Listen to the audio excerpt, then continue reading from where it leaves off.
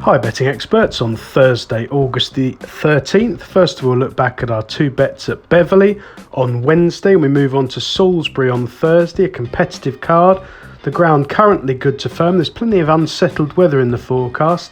They could get some rain, so things may ease, but hopefully it won't get too bad. I'd imagine the ground will be pretty much perfect. They've been watering there, and it's usually a brilliant covering of grass and in an immaculate condition. We start off with our value angle selection in the 145. This is a sprint handicap over nearly 7 furlongs, 6 furlongs, 213 yards, a class 6 for 3-year-olds only, 11 runners. It's an extraordinarily weak race. Even for the grade, most of them find winning extremely difficult. Only Champagne High Life comes into it in winning form last time out, and that was a very poor race. He could be vulnerable from a higher mark, and I like Richard Hannon's Little Downs. Now this filly is promising. She's had 3 runs so far. She was sent to Newmarket first time out back in November 2019 on heavy ground. Well beaten there, off 8 months, easy to back over this course and distance, and finished a really creditable third behind Bashir in a much better novice stakes than this, up with the pace throughout, just one paced in the closing stages, just weakening out of things, but finishing a clear third and 3 1/4 lengths clear of the fourth. That wasn't a bad race by any means.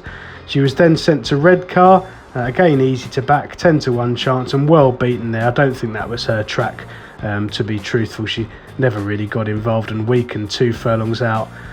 She's a lot better than that. She now starts off in handicap of a mark of just 62, with the excellent Tor Hammer Hansen taking off £3. She can't help but be competitive. Hannon's absolutely flying. He's had 11 winners in the last 14 days, and this one looks just the type to improve into handicaps for the first time in an extremely weak race. I think she'll give weight and a beating to all of these runners.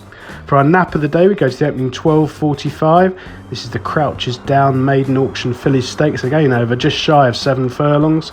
A class 5 for 2-year-olds only, £3.5 on offer, 13 runners. Some of them have shown a bit of promise. The one I think's worth chancing at a big price is Apache Jewel of Robin Brislan. Now Robin Brislan is a small trainer who does extremely well with his horses. He's had a recent winner in the last fortnight, which is encouraging, and this one was sent to Ayr to make her debut and finished 4th of the 5 runners, but far from disgraced behind Star of Emirati, who's gone on to spring a 66-1 surprise at the last weekend in a Group 3 at Newmarket, and there was no fluke about that. So that form has got quite a glossy look to it. Now it might be foolish to take a literal reading of that 6 1/4 length defeat, but I do think that Apache Jewel is liable to improve quite dramatically for the run.